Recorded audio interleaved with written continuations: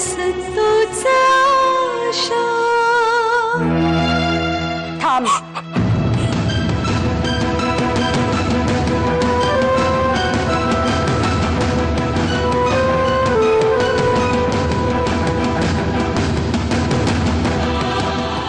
तू कुठेही जाणार नाहीयेस मुक्ता। पण काकू, काहीही झालं तरी मी तुला न्याय मिळवून द्यावा अशी इच्छा यांनी व्यक्त केली आहे मरणापूर्वी, आणि त्यांची ही अखेरची इच्छा पूर्ण करणं हे माझं कर्तव्य आहे। नाही काकू, तुम्ही एवढं बोललात हेच खूप आहे माझ्यासाठी। थांब मुक्ता। मी तुला कुठेही जाऊन देणार नाही। रश्मिताई, मला जाऊ द्या। नाही मुक्ता, रश्मिताई, मम्मा तू तरी सांग ना ग हिला। मी तिला थांबवण्याचा प्रयत्न केलाय रश्मी, आता तिलाच थांबायचं नाहीये, त्याला मी तरी काय करू? अगं असं काय करतेस तू मम्मा? डॅडींनी मुक्ताची जबाबदारी तुझ्यावर सोपवली होती, तिला न्याय मिळावा ही त्यांची अखेरची इच्छा होती। त्यांना दिलेला शब्द इतक्यातच विसरलीस? मी काहीही विसरले नाहीये रश्मी, पण दादा जे बोलला होता ना ते खरंय। ही मुलगी या घरात आली आणि हे सगळं झालं। हे काय बोलतेस तू मम्मा?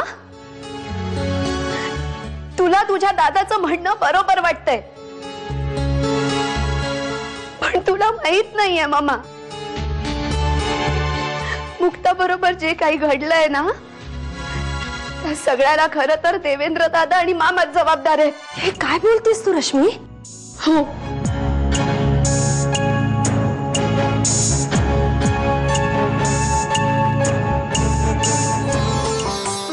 मुक्ता थांब।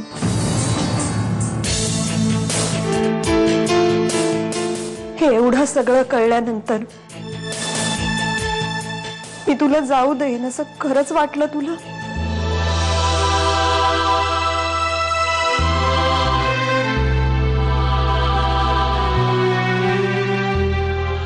हे घर सोडून तू कुठेही जायचं नाहीयेस बाळा। शैलेंद्र आल्याचं कळवलंय आम्ही आप्पासाहेबांनी।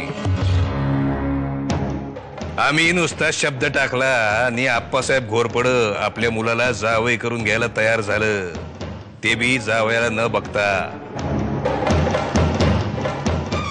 आता ही सोयरीक जुळली की आमचं पारडं आणखी जड होईल बघा।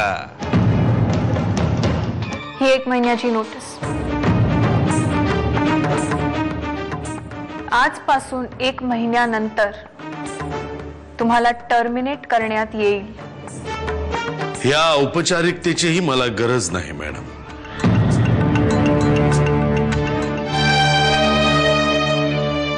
हा घ्या माझा राजीनामा।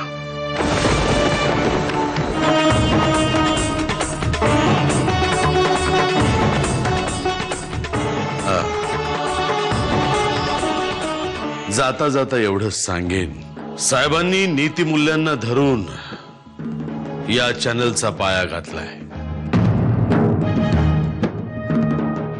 रक्ताचं पाणी करून हे चॅनल उभं केलंय। एकच विनंती आहे, याचं फार व्यावसायिक रूपांतर होऊ देऊ नका। काय हो, मुंबईला गेला होतात ना, मग तेव्हाच मुक्ताचा बंदोबस्त केला असतात तर? आबांनी तिला न मारण्याचा निर्णय घेतलाय म्हटल्यावर त्या मागं काहीतरी कारण असणार। आणि तुझ्या गप्प राहत जा ना, उगीच जेव्हा बघावं तेव्हा अक्कल पाजत असते। आतापर्यंत मी खूप सहन केलं, पण आता नाही। माझ्या आयुष्याशी जे लोक खेळले त्यांना मी माझ्या बाळाच्या आयुष्याशी खेळू देणार नाही। त्यासाठी मला कितीही संघर्ष करावा लागला तरी आता मी माझं पाऊल मागे घेणार नाही। तो वारस तूच आशा।